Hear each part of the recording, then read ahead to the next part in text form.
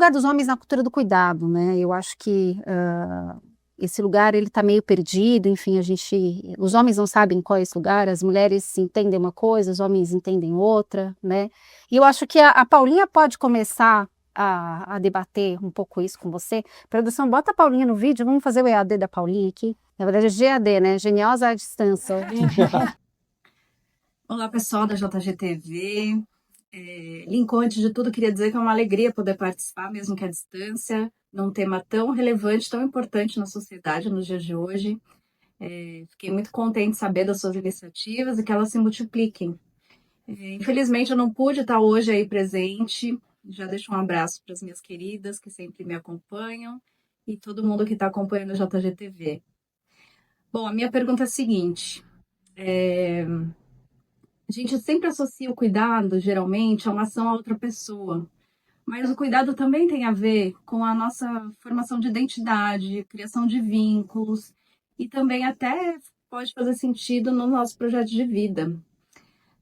Na sua experiência, o que mudaria se os homens deixassem de ver o cuidado como uma obrigação ou até uma ajuda, né, como viciosamente a gente tende a falar, e passassem a enxergar o cuidado como parte de quem ele é? É curioso isso, né? Porque na fala da própria, primeiro bom dia, boa tarde, boa noite a todas e a todos, né? E você vê como são várias camadas. Na própria fala da Jussara, em algum momento ali você falou da ajuda. Isso, né? isso. O quanto todos nós temos essa ideia de... Primeiro é entender que se eu digo que alguém está ajudando, eu estou dizendo que a responsabilidade é do outro e eu vou dar uma forcinha. É como o seu Dimas, meu pai, que aos domingos ele lava a louça do almoço e ele acha o máximo que ele faz isso porque ele está ajudando. O que a gente propõe, uma reflexão sobretudo da perspectiva do cuidado, quando a gente está falando do cuidado, a gente está falando de ajudar, está falando em dividir Sim. uma responsabilidade que de adultos funcionais, quando a gente está falando de uma organização familiar, né? Sim. Então essa pergunta é muito interessante nesse sentido, porque a premissa básica a gente aprendeu que o cuidado está num lugar de afeto, do lado das mulheres, das mães, e para o homem está do lado do prover, né? Do sustento, e uma confusão que a gente sempre fala que existe, o homem confunde cuidar com prover. A gente é ensinado a performar na coisa de prover. Então, a primeira questão é entender que prover é parte e todo mundo pode prover dentro de uma casa, e essa é uma discussão boa para se pensar, para se colocar no horizonte também. Os homens entendem o prover como uma coisa econômica, mas numa sociedade onde as mulheres cada vez, ainda bem, estão conquistando espaço, sobretudo no mercado de trabalho, e quando a mulher ganha mais que o homem, que acontece muito, né? Sim. A machosfera e os red pills, eles fogem muito da realidade, né? Tem um monte de mulher que ganha mais que os companheiros. Sim. E ok, tá tudo certo, né? Uma das conselheiras do Instituto Homens que Cuidam, a Cris Brito, falou isso recentemente numa roda de conversa nossa, né? Ela sempre foi executiva de grandes empresas e ela está há muitos anos com o companheiro e ela sempre ganhou mais do que ele. E eles sempre discutiram muito isso em casa, né? O que para ele dentro de casa não era um problema, quando você vai para a sociedade se transforma num problema. Então, acho que a primeira é dividir, né, a coisa do prover como o prover no sentido, né, real financeiro, que a palavra tem, para além do financeiro, e a questão do cuidado como algo que acho que foi falado do criar vínculos, né? A gente não é estimulado a criar vínculo. A gente estava falando aqui nos bastidores antes de começar, a licença paternidade é uma prova disso, a não licença paternidade, né? Porque eu não sei se vocês sabem, a gente foi regularizar a licença paternidade agora. A Constituição de 1988 deixou em aberto a licença paternidade, ela era provisória na Constituição. Uhum. Hoje, a gente tinha, aí a Constituição de 88 colocou 5 dias de licença paternidade, que é nada, não é licença nenhuma, e 20 dias para as empresas que são empresas cidadã, aumentar até 20 dias. E dizendo para o homem, o cuidado não é o seu lugar, né? Quando você fala que é 5 dias, e você tem, né, um processo que é longuíssimo, a gente estava falando aqui nos bastidores também, puerpérios que duram 1 ano, a da minha esposa foi mais de 1 ano de puerpério, né, até ela se entender nesse lugar como mãe, o corpo, a cabeça, tudo que muda, né, com a maternidade. Então é mais ou menos por aí, entender o cuidado basicamente, eu acho que precisa se dizer o óbvio, sobretudo para nós homens, o que é cuidar. É afeto, é vínculo, é participação, é troca, é dividir as responsabilidades. E aí tem uma questão aí dos papéis de gênero que são muito impostos, né? Mulher tem que fazer isso, homem tem que fazer aquilo. E os meninos estão crescendo assim, né? Os jovens aprendem isso e estão se desenvolvendo dessa maneira. Não sei se respondeu, mas acho que é uma boa introdução essa pergunta, essa provocação para a conversa, né? A Glau vai falar agora. Eu só queria colocar uma questão que, assim, de tudo isso que você falou, a gente vê que as mulheres tomando um espaço, ganhando espaço no mercado de trabalho, né? Os papéis sendo divididos, a responsabilidade dividida, a corresponsabilidade, enfim. E a gente continua vendo, segundo o IBGE, as mulheres, acho que 10 horas a mais. 21 horas. 21 horas a mais, né? Acho as 10 mulheres, horas. a Organização Internacional do Trabalho fala que mundialmente as mulheres dedicam 3 vezes mais, 30 horas semanais. No Brasil, 21 horas. E os homens 11. Quase o dobro as mulheres dedicam. Sim. Né? Então, isso mostra que semanalmente as mulheres... E aí tem a jornada dupla, tripla, né? Tem o estudar, tem o trabalhar, tem as outras coisas e cuidar da casa, que é semanalmente praticamente o dobro do que os homens dedicam. Aqui, segundo o IBGE, em média, quase 10 horas semanais a mais do que os homens aos cuidados de pessoas e afazeres domésticos. Esse é o dado que eu tenho aqui do IBGE.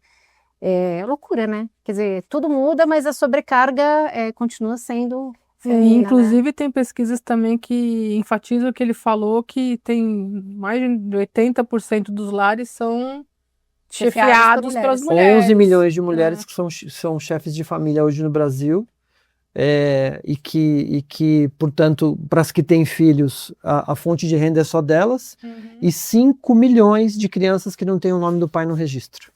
E sabe uma coisa que eu achei interessante na sua fala? Que você falou do prover, e como foi tão automático para a mulher o cuidar no sentido do cuidado e o prover no sentido financeiro, como a gente acoplou isso na nossa vida de uma maneira tão automática. Natural, e por que para o homem a gente precisa lembrá-lo que ele também precisa cuidar, né? Sim, sim. Existe um... Por que a gente precisa tanto lembrar para os homens o que eles precisam fazer, né? Sendo que para nós a gente vai absorvendo e incluindo na rotina, na tarefa, nas obrigações mentais, e para os homens a gente precisa lembrá-los. É porque eu acho que isso até hoje é cultural, é uma coisa cultural, que eu ia agora colocar uma pergunta que eu achei interessante você falar da questão do financeira, né? Que o cuidado para o homem é ele prover financeiramente. E isso até hoje a gente ouve palavras sendo muito atribuídas aos homens como liderança, força. Exatamente. E o cuidado está totalmente longe da masculinidade, né? Quando você fala do cuidar, parece que você tira a masculinidade do homem. Que é coisa de menina, né? Tem uma coisa que a gente estuda muito em masculinidades, que não basta ser homem, tem que performar ser homem. Então, socialmente, o homem, não basta ele se colocar como homem, ele tem que ter uma performance que seja equivalente ao... E quais são os signos que a gente sabe de ser homem? Não chorar, não demonstrar sentimento, trabalhar, né? E ser forte. São esses 4 pontos. Na última roda de conversa que a gente fez no Homens que Cuidam, um dos homens que participou falou exatamente isso. Eu tenho 2 filhos, um de 18 e 19, e eles tiveram um outro filho, uma menina, acho que está com 4 aninhos agora. E ele disse, né, rapaz, eu criei meu filho para ser forte. E hoje, mais experiente, mais maduro, eu falo, por que eu não criei ele para tantas outras coisas? Eu fiquei focado que ele tinha que ser forte, que ele tinha que resistir. Eu sou geração X, né, eu nasci em 75. A minha geração também foi muito marcada por trabalhar. Então, fez 14 anos, 13 anos, tem que trabalhar. E aí esse signo ele é reforçado ao longo da vida, e acho que a Jussara colocou isso também, né? A gente é moldado para o trabalho e para performar essa coisa da força, do sair para buscar o sustento, né? O que não cabe mais nos dias de hoje, né? Realidade prática, né? De conviver em sociedade, ter uma família, um núcleo familiar, vai muito além disso, né? até pela capacidade das mulheres, né?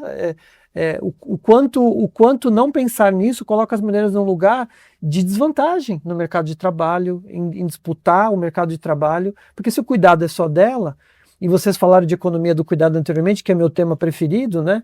Se a economia do cuidado ela é ignorada, e eu não sei o quantas pessoas têm clareza do que é essa economia do cuidado, ela fica restrita a algo que é só pelo afeto. A mulher cuida porque ela nasceu para isso, porque ela desenvolveu isso naturalmente.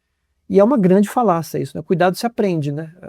Todo mundo aprende a cuidar, não tem gênero. Se a mulher aprender a trabalhar, o homem tem que cuidar. É como se a gente tivesse Simples fadada. assim, É né? como se a mulher tivesse fadada, nasceu para procriar, né? É como se você estivesse falando isso, né? Ela nasceu para cuidar, para dar amor e basta, né? Até na questão da força, né? Que a gente também fala, a mulher ela é muito forte hoje. Eu acho que tem muitas que são muito mais fortes que os homens, né? Sim, Emocionalmente. É que a tendência é assim, toda vez que a gente generaliza, a gente despersonaliza. Então, o discurso vazio, pobre, é esse que generaliza. As mulheres isso, os homens aquilo. Isso tira a profundidade do diálogo. Que mulheres a gente está falando? Sim. A mulher nasceu para cuidar. Que mulher? Sobretudo no Brasil, né? A gente ignorar essas É mais uma essas camada, nuances, Que né? tem uma polaridade, né? inclusive, né? Então, o discurso simplista, raso, porque as mulheres isso, porque os homens aquilo. Quando a gente traz para as pessoas, para as características individuais, tem muito mais camadas. A gente estava brincando anteriormente aqui, mulher aquela frase, mulher é um bicho complicado, um bicho estranho. O ser humano é um bicho estranho. Como pessoas, a gente é complexo. Só que o discurso pobre é aquele que é muito mais fácil generalizar, né? Homens são para isso, mulheres são para aquilo. Sim. Eu tiro toda uma possibilidade de... Mas e a minha individualidade? A gente pode até tratar disso aqui em algum momento, né? Individualmente, como é que a gente se desenvolveu como indivíduo para dizer que se aquilo faz sentido para mim ou não, né? Legal. Monique também tem um aspecto aí para abordar com você. Eu vou ler. Porque fique à vontade. É um relatório desenvolvido pela Promundo e com parceiros de vários países mostra que os homens mais envolvidos no cuidados com os filhos, eles relatam níveis maiores de satisfação com a vida, relacionamentos mais fortes e mais bem-estar emocional. Então nós costumamos falar dos benefícios que o cuidado traz para quem recebe cuidado, mas parece que cuidar também faz bem para quem cuida. Na prática, que transformações você observa nos homens que passam por esse processo? Essa pergunta é maravilhosa. Primeiro dizer que eu sou consultor do Instituto Promundo, então tenho muito orgulho de falar disso, porque a Promundo é uma instituição que está em Brasília e que tem alguns processos de educação que eu faço parte, sobretudo de saúde do homem, de paternidades. Então, é muito bom que essa pergunta venha com esse fundo de cena, exatamente porque... Como o homem ele é apartado do que é o cuidado de maneira mais aprofundada, né, quem cuida tende a desenvolver o afeto de uma maneira diferente, né? Então o homem que participa do cuidado, o homem que divide os cuidados, que cria vínculo, e aí eu vou entrar numa situação aqui, pode ser muito polêmica, que é, a mulher nasceu para ser mãe, né? Que mulher que a gente está falando? E a mulher que fala que não quer ter filho, e tudo bem, isso é muito pessoal, né? Então, quando eu tiro o homem desse lugar, eu tiro a oportunidade dele de o que envolve o cuidado, né? E aí entra na coisa da carga mental, né? Quantas coisas aparecem para efetivamente gerar o cuidado? Então, quando a gente está falando de um serzinho, de um filho, de um bebê, né? Quantas camadas que existem, quantas coisas que a gente tem que pensar para manter aquele ser vivo. Né? E quando eu tiro o homem disso, eu tiro a possibilidade de ele também desenvolver algo que para ele vai ser positivo do sentido do afeto. Então, o que essa pesquisa traz, né, é que não só é bom para a criança, porque ela se desenvolve mais na escola, ela desenvolve uma melhor saúde mental, ela tem mais estabilidade emocional quando o pai é presente, e esse homem também, a pesquisa diz que esse homem também vai desenvolver habilidades que ele não desenvolveria se ele não tivesse a possibilidade de cuidar. né? Muito por essa pressão que a sociedade coloca que isso não é papel do homem, não é papel nosso, é papel da mulher. Quando o homem ele tem a oportunidade, quer e é estimulado para o cuidado, ele aprendendo a cuidar do outro, ele aprende a cuidar de si. Porque nós, homens, negligenciamos o cuidado. Se eu negligencio o cuidado com os filhos, eu vou negligenciar o cuidado comigo. A gente se suicida 4 vezes mais, a gente vive 7 anos menos, na média, no Brasil. Exatamente porque a gente negligencia o cuidado. O homem não pensa em saúde preventiva, né? O homem só vai no médico quando está morrendo. Né? Isso o próprio Ministério da Saúde diz. A gente não tem o hábito de cuidar da saúde como as mulheres são estimuladas o tempo todo a cuidar. Então, quando eu desenvolvo esse cuidado para o outro, eu desperto para a importância que eu tenho que cuidar de mim também. Eu falo isso de uma perspectiva muito pessoal. Eu tenho uma filha de 10 anos, a Maria Lídia, e eu fui aprendendo que eu preciso estar bem para cuidar da minha filha. Né? E cresci com a minha mãe, doente, não doente, saudável, não saudável, cuidando da gente. Então, assim, o quanto é importante que eu me cuide, que eu tenha uma saúde preventiva, que eu seja saudável, que eu viva muitos anos para poder cuidar da minha filha. A gente foi ter filho tarde, eu e minha esposa, né? Eu tenho 50, eu fui ter filho com 40. Então eu falei, cara, se eu não cuidar da minha saúde, se eu não cuidar de mim, como é que eu vou ter disposição para cuidar da minha filha? Eu quero estar muito bem para cuidar dela. E vocês não elaboram isso, vocês só cuidam, né? Então, acho que tem um passo anterior aí que cuida de você para você poder cuidar do outro. Quando você cuidar do outro, você vai ver que você precisa cuidar de você. Tem uma sinergia entre isso, né? E Essa elaboração é tão natural, porque é uma coisa tão natural que a gente realmente não racionaliza. Exatamente. O óbvio precisa ser dito. Eu né? queria completar, que você deu muito esse exemplo do pai com os filhos, né? Mas eu acho que também o homem se transforma quando ele se coloca em situações de, por exemplo, cuidar de uma esposa doente. Sim. De cuidar dos pais, quando ele é um filho, quando as irmãs não estão presentes, né? Ou ele é o homem, o filho único, né? Ou ele simplesmente tem atitude disso, não precisa ser. Pode ser uma coisa. Porque é o que a gente está falando, eu o acho que cuidado nem sempre ele é colocado. colocado. Nem sempre ele é a única opção, por exemplo, que existe. Às vezes ele não quer. Ele é a opção que existe de cuidar de um pai, de cuidar de uma esposa. Eu vejo muitos que se acabam junto ali, mas muitos se aprendem, se modificam quando são postos à prova ali, não só o pai, né? A gente está colocando aqui o pai porque, enfim, é o comum, né? E eu acho que é transformador mesmo, quando o homem, vou pôr um termo feio aqui, se torna mais humano, se torna mais, sim. se torna mais sensível ao outro. Eu acho que tem algumas palavras que a gente evita trazer exatamente para trazer para o lugar de humanizar as relações. O que a gente está conversando aqui, esse assunto é bom para os homens para humanizar as relações, não é para ele ser menos ou mais, mas é para ele se humanizar e o quanto isso é importante, né? Isso que você traz é muito legal, porque se a gente olhar para os dados do abandono, né, o homem ele é estimulado o tempo todo a performar, a sair e as pesquisas divergem, mas entre 70% e 80% dos homens abandonam as companheiras quando nascem filhos com deficiência.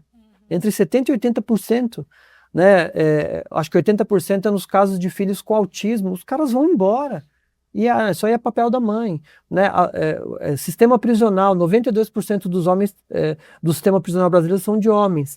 Você vai no domingo, na visita, tá cheio de mulher na porta para visitar os companheiros. Você vai no presídio feminino, não tem nenhum homem.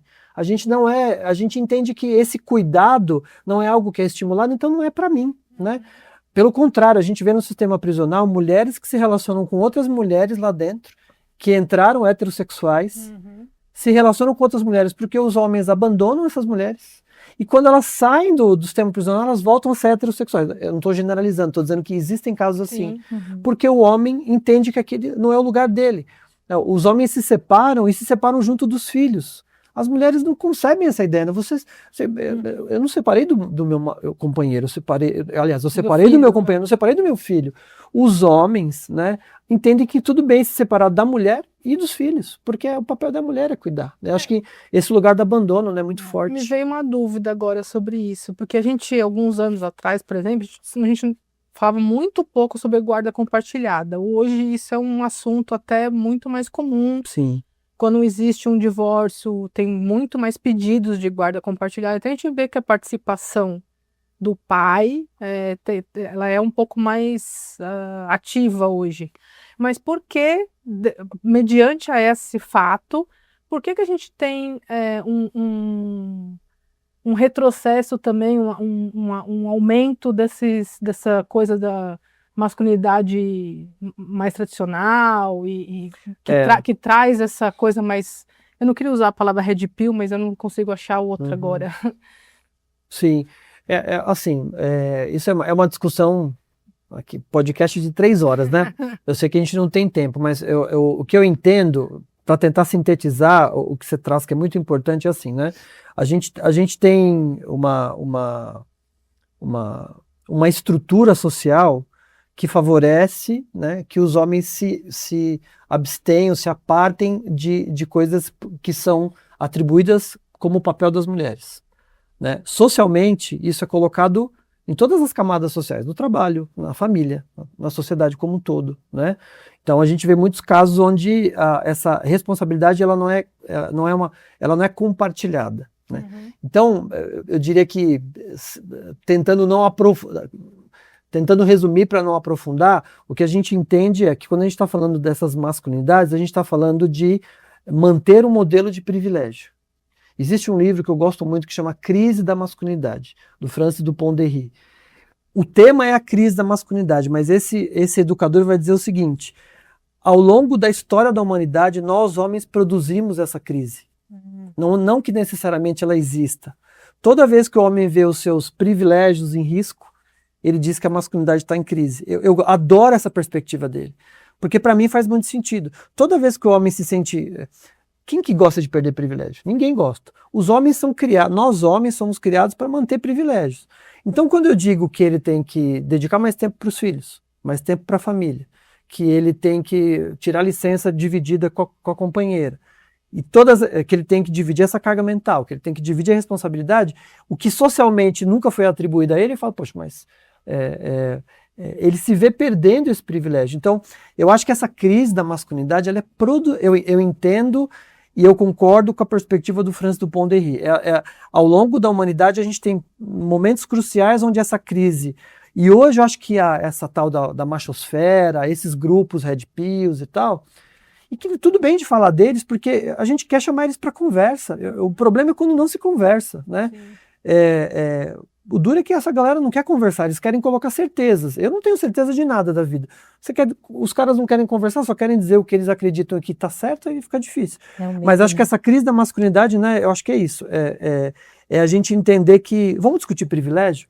Quantos privilégios a gente tem que a gente está disposto a pelo menos falar sobre eles?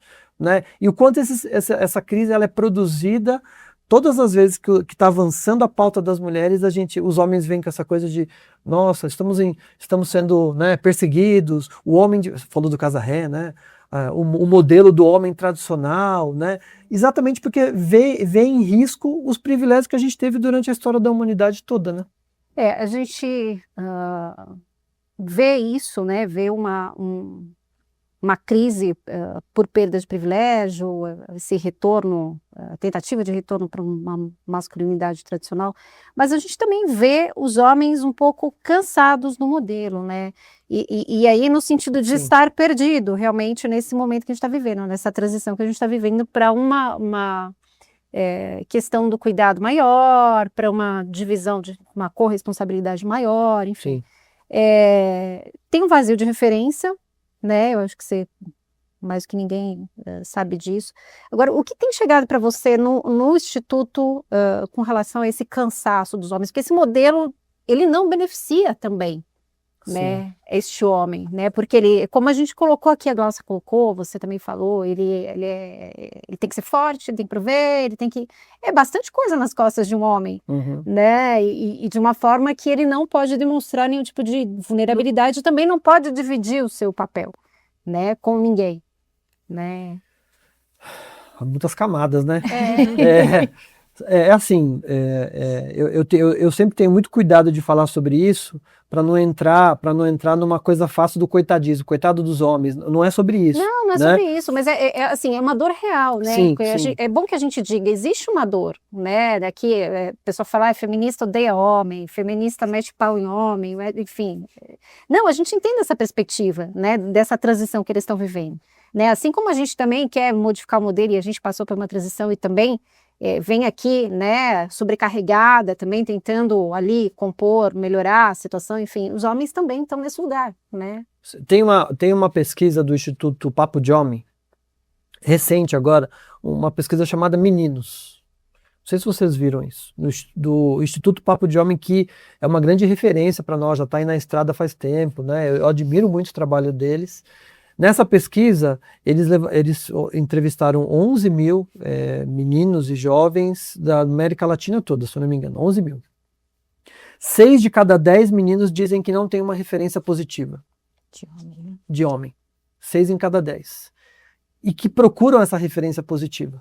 É aí que outros grupos ocupam esse espaço. Porque, sobretudo o jovem, né? Nós todos aqui somos jovens, mas já fomos mais jovens. Né? A gente já foi mais jovem. A gente não tem uma coisa de pertencimento. Quando a gente é jovem, a gente precisa pertencer a alguma coisa. Eu acho que esses grupos, eles ocupam esse espaço. E você falou do Casarré. Eu acho que tem uma pesquisa recente também que fala que a geração Z, se eu não me engano, os meninos são mais conservadores que as meninas. As meninas estão cada vez mais progressistas, sim. O que é maravilhoso. Eu tenho uma filha, acho isso maravilhoso. E os meninos estão cada vez mais conservadores. Sim. Inacreditavelmente. Por quê? Porque existe um discurso muito forte de pertencimento do que é ser homem, ser valente, ser forte, ter dinheiro, conquistar todas as mulheres e por aí vai. Então eu acho que esse aspecto, né, se os homens estão procurando uma referência masculina, e o próprio Papo de Homem tem um documentário chamado O Silêncio dos Homens, não sei se vocês já viram falar. O Silêncio está no YouTube, é gratuito. A gente usa muito como referência. No Silêncio dos Homens, os homens vão dizer também que às vezes eles têm que procurar 10, 12 homens para conseguir dialogar sobre os seus sentimentos. Ele procura o primeiro não quer falar. Ele procura o segundo não quer. Ele procura o terceiro, quarto, quinto, vamos tomar uma cerveja, para disso aí, isso aí é coisa de mulher, não sei o quê. Então, assim, o cara quer falar de sentimento. E aí acho que entra um pouco, né, o trabalho do homens que cuidam também. É maravilhoso quando você vê um cara lá com 60, 70 anos, que o cara senta num lugar para conversar e fala, eu precisava desse espaço aqui para poder dialogar. E o cara ele tá desejando poder se vulnerabilizar. Só que dentro dessa caixa dos homens que a gente fala, né, que é um conceito da caixa dos homens, existem coisas que ficam dentro dessa caixa que é ser forte, não pode falhar, não pode chorar, tem que ser provedor, né, não pode falhar sexualmente. Existe todo o crachá de macho, né, que a gente fala. Tudo que está fora disso, porque nós homens, a gente não é criado a aprender o que é ser homem. Isso é muito importante de dizer. A gente é criado pela negação, o que a gente não pode ser. A Valesca Zanello fala muito disso, né? Que eu gosto muito dela. A gente aprende que tudo que remete ao feminino, por isso que a homofobia é tão forte dentro do machismo, porque tudo que é referência que a gente tem, tudo que referencia o feminino, a gente tem que repelir. Repelir, né? Então, o que está dentro da caixa dos homens, né? Sentimento não pode demonstrar fraqueza, não pode se vulnerabilizar, né? Só que uma hora a conta vem. Por que os homens se suicidam mais? Porque os homens, eles morrem mais se suicidando e matam mais, né? Exatamente por quê? Por reprimir, uma hora isso estoura de algum jeito. E como é que as mulheres, via de regra, são estimuladas a falar de sentimento, a dialogar, a conversar, né? E a gente não. Então, eu acho que esse lugar do Instituto também vamos criar ambientes onde a gente possa ter as ferramentas para se vulnerabilizar. E que isso não é ruim, né? Isso é algo que nos humaniza, não é? Eu não gosto dessa coisa de novas masculinidades, embora o meu livro chame Novas Masculinidades, a ideia não é tirar de uma caixa e colocar na outra, né? Não é a caixa do... É ampliar, né? É ampliar para uma coisa mais plural, né? Porque é tudo tão complexo, né? Vocês perguntam, o que é ser homem? Não sei, eu não sei dessa resposta. A gente tá todo mundo aqui aprendendo. Né? Eu posso trazer a minha referência do que eu, ao longo da vida, fui entendendo o que é ser homem. O que era ser homem para mim há 5 anos não é mais o que é ser homem hoje. Nossa. O que era homem para mim há 10 anos não é mais o que é hoje. Mas de longe não é. E Mas acho que não vai ser Isso também. também vale para nós, né? Sim, para todo mundo. Nós Eu ia mulheres. colocar aqui, isso foi uma coisa que a gente falou no programa passado, quando a gente resgatou a coisa do curso do Casarré, que a gente falou exatamente isso, que esses cursos todos, eles falam do resgate da masculinidade. E o Pois é. resgate não existe, porque o que era antes não se encaixa mais Pois é. hoje, né? É muito curioso O que mundo como- mudou, né? Pois é, tá mudando, né? E assim, e é uma coisa meio século XVII, né? Que hoje não cabe mais, né? Então acho que eu assisti, né, a entrevista dele lá e tal. Eu acho que ele foi muito competente, eu diria, no sentido de ele colocou ali, ele não foi para um caminho de embate, né, de briga, de discussão. Ele ficou falando manso, tal, mas Mas ele ficou na superficialidade, pois né, é, é também. nisso que eu Isso queria é chegar. acho A essa Vera questão. Iaconelli e o outro, poxa, meu amigo, Ismael. o Ismael dos Anjos, É. trouxeram dados, trouxeram Uhum. pesquisa. Mas Ele também não fo- conseguiram falar, né? Ele foge disso. Ele vai para uma coisa mais rasa, mas mais emocional, Exatamente. que é onde pega a gente, Uhum. né? Onde pega o jovem, né? Então acho que a gente também precisa, esse lado aqui de vocês, como mulheres que estão propondo essa conversa, é a gente pensar que ferramentas que a gente pode usar, né? Para exatamente o que a Jussara falou tem muito homem aí do lado de fora querendo dialogar, querendo se vulnerabilizar, querendo ser um pai melhor, querendo ser um marido melhor. E aí, para além da questão da questão heteronormativa, né? Que é também outra coisa que restringe muito o diálogo, né? O que é ser um pai gay? O que é ser um pai preto? O que é ser um pai periférico? Essa masculinidade que eles propõem discutir, não discute nada disso.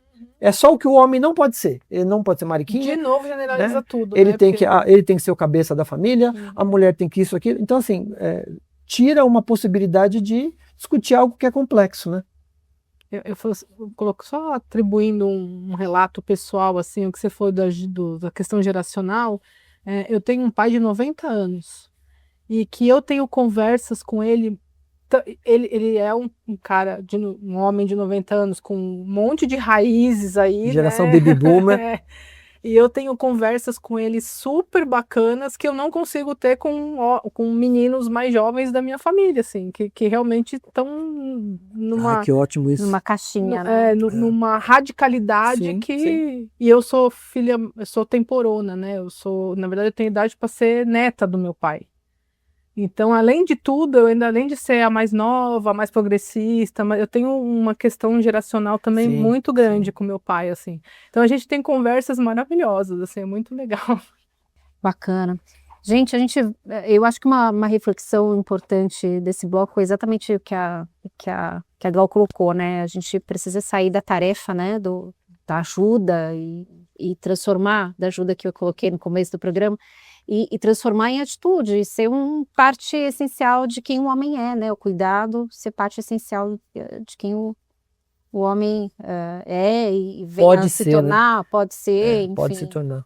Né? E dentro dessa pluralidade, né, que o Lincoln bem colocou, né, de masculinidades Sim, no são plural. novas, mas assim, são várias, né? Enfim,